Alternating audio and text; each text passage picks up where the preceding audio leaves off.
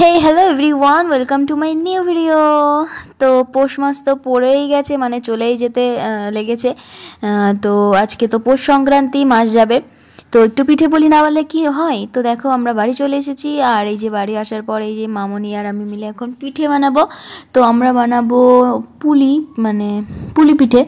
তো তার জন্য গরম জল করে নিয়েছে মামনি, আর এই যে দেখো চালের গুঁড়োতে একটু সামান্য লবণ দিয়ে তারপরে এই গরম জলটা দিয়ে কিন্তু খুব সুন্দর করে চালের গুঁড়োটাকে মেখে নিচ্ছে। আর এদিকে নারকেল কুড়িয়ে তারপর গুড় দিয়ে কিন্তু নারকেলটাকে ভালোভাবে জ্বালিয়ে নিয়েছে। তো এই যে আমরা দেখো এখন শাশুড়ি বৌমা পুলি বানাতে বসে পড়েছি। তো এই যে প্রথমে গোল গোল করে নিচ্ছি, আর গোল গোল করে তার ভিতরে কিন্তু নারকেলের পুরটা দিয়ে মুখটাকে সুন্দর করে বন্ধ করে দিতে হবে, আর একটু ডিজাইন করে দিতে হবে, এতে দেখতে খুব ভালো লাগে। তো মামনি দেখো আমি ভিডিও করছি বলে মামনি খুব মজা পেলো। তারপরে মামনি একটু হাসছিল, নাচছিল। আর এই যে দেখো কিভাবে মামনি করছে পুলি পিঠেগুলো। তো এখন মামনি করছে, দেখে নাও, এরপরে আমি করব। তো আমি আসলে একটা রান্না করছি, এর জন্য আমি করতে পারছি না। তো মামনি শুরু করে দিয়েছে, যেহেতু অনেকগুলোই পিঠে হবে। আর এই দেখো কত সুন্দর লাগছে দেখতে। তো চলো এরপর আমিও বানাবো। তো আরেকটা দেখিয়ে দিই তোমাদের, দেখো। তো তোমরা কারা কারা পুলি পিঠে বানিয়েছো এই শীতে পৌষ মাসে অবশ্যই কমেন্ট করে জানিও। আর তোমরা কারা কারা পিঠে খেতে ভালোবাসো সেটাও আমাকে জানিও। আর আমার কিন্তু ভাজা পুলি পিঠেটা ভীষণ ভালো লাগে। মানে এগুলো তো বেশিরভাগই মামনি ভাপা করবে, মানে সেদ্ধ করবে। বাট আমি হচ্ছে কিছু পুলি তেলে ভাজা করব। আমার খুব ভালো লাগে ভাজা পুলি খেতে। ছোটোবেলায় মাসিকে দেখতাম এরকম হাফ হয়তো সেদ্ধ করতো, মানে ভাপ বসাতো, আর হাফ এরকম ভেজে দিত। আর ওই ভাজা পুলিটাই আমি মানে কাল পরশু চুপি চুপি করে নিয়ে একটা দুটো করে খেয়ে নিতাম। আর নারকেলগুলো ফেলে দিতাম, কারণ নারকেলটা মানে এত মিষ্টি লাগতো, আমার ভালো লাগতো না। তো চলো এরপরে যে দেখো আমিও বসে পড়লাম বানাতে। আমার রান্না কমপ্লিট হয়ে গেছে। তো এই আলুর দম করছিলাম, রুটি দিয়ে রাতে আলুর দম খাওয়া হবে। তো হয়ে গেছে। তো এখন মামনি বলছে চলো তাড়াতাড়ি করো, অনেকগুলো এখনও বাকি আছে। তো এই যে প্রথমে দেখো একটুখানি ডো নিয়ে গোল গোল করে নিচ্ছি। তো এরপর গোল গোল করে তারপরে কিন্তু হাত দিয়ে চ্যাপটা করে নিচ্ছি। তো আমরা আসলে একটু আলসে টাইপের শাশুড়ি বৌমা, তাই জন্য আমরা হাত দিয়ে এরকম গোল গোল করে নিচ্ছি। বাট আমার মাসিকে দেখতাম কি করতো, ওই রুটি বেলনিতে কিন্তু বড় বড় গোল করে বেলে নিত এই চালের ডোটাকে। তারপরে কিন্তু গ্লাস দিয়ে সুন্দর করে গোল গোল করে কেটে নিত, আর ভীষণ পাতলা হতো, আর দেখতেও কিন্তু খুব ভালো লাগতো। আর একদম শেপটা গোল থাকতো বলে প্রত্যেকটা পিঠে কিন্তু একই রকম শেপ হতো।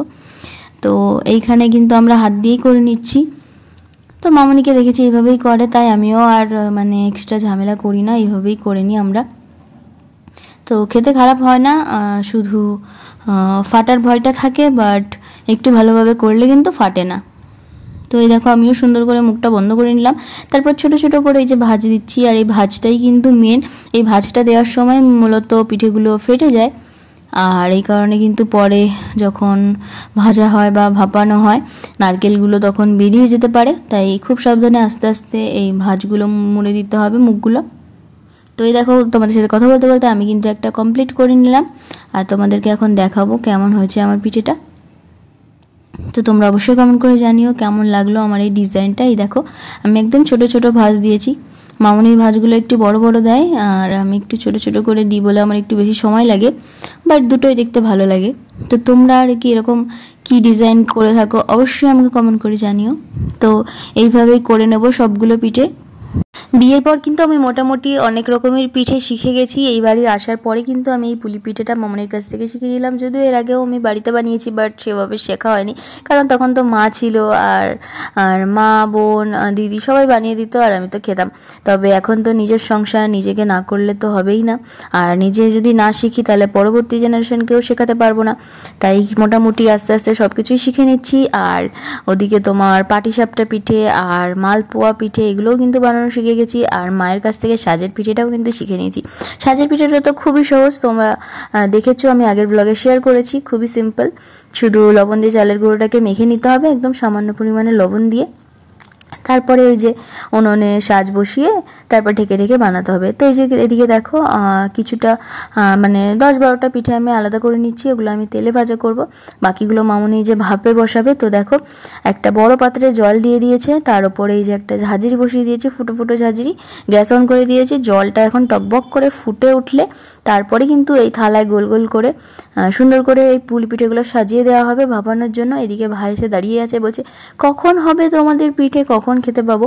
তো এদিকে আমি যেগুলো ভাজবো তার জন্য যে কড়াই বসিয়ে দিয়েছি, দেখো কড়াই গরম হয়ে গেছে, আমি তেলটা ঢেলে দিলাম। এবার তেলটা হালকা হালকা গরম হয়ে গেলেই কিন্তু আমি পিঠেগুলো ছেড়ে দেবো। তেলটাও গরম হবে আর আস্তে আস্তে পুলি পিঠেগুলোও ভাজা হয়ে যাবে। খুব জোরে ভাজা যাবে না, তাহলে বাইরেটা পুড়ে যাবে আর ভেতরটা কিন্তু কাঁচা থেকে যাবে।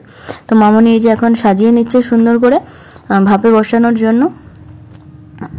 তো এই দেখো এখানে তেল গরম হয়ে গেছে, আমি একটা একটা করে ছেড়ে দিচ্ছি। তো সবগুলো একবারে ভাজবো না, দুবারে ভাজবো, যেহেতু অল্প করেই ভাজবো।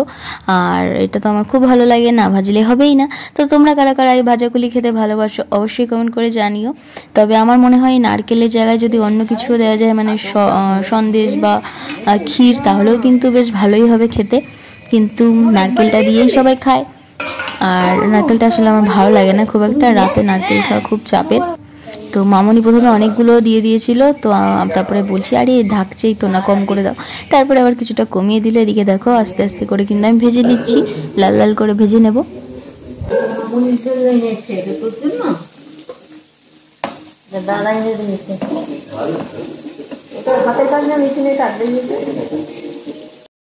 তো এই দেখো আস্তে আস্তে লো ফ্লেমে কিন্তু আমি পুলি পিঠেগুলো ভেজে তুলে নিয়েছি। আর কিছুটা দেখতে এরকম হয়েছে, যেহেতু চালের গুঁড়ো তাই সাদা সাদাই রয়েছে।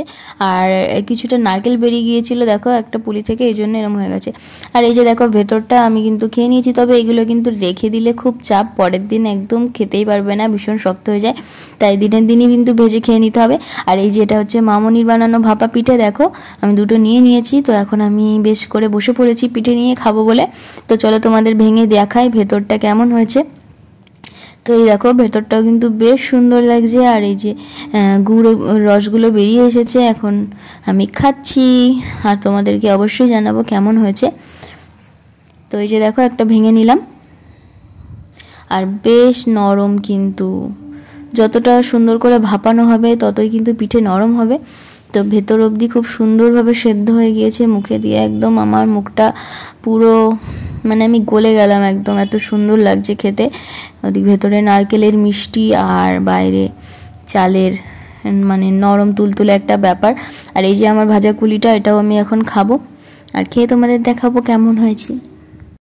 তো সত্যি বলতে দুটো পিঠেই কিন্তু দারুণ হয়েছে, দারুণ। ভাপা পিঠেটা খেলে একটা অন্যরকম লাগছে, আর ভাজা পিঠেটা খেলে কিন্তু একদমই আলাদা একটা টেস্ট। তো তোমরাও বাড়িতে অবশ্যই বানিয়ে খেও, আমি একদম গ্যারান্টি দিচ্ছি, লিখে দিচ্ছি, তোমাদের দারুণ লাগবে। তো এই যে দেখো ভেতরটাও তোমাদেরকে দেখাচ্ছি কত সুন্দর লাগছে, বাইরে সাদা ভেতরে লাল লাল নারকেলের পুরটা কিন্তু দেখতে খুবই ভালো লাগে, আর খেতেও কিন্তু অতুলনীয়। তো ভিডিওটা ভালো লাগলে অবশ্যই লাইক কমেন্ট করে দিও, চ্যানেলটা সাবস্ক্রাইব করে নিও। দেখা হবে নেক্সট ভিডিওতে আবারও একটা নতুন পিঠের সাথে। Take care and by.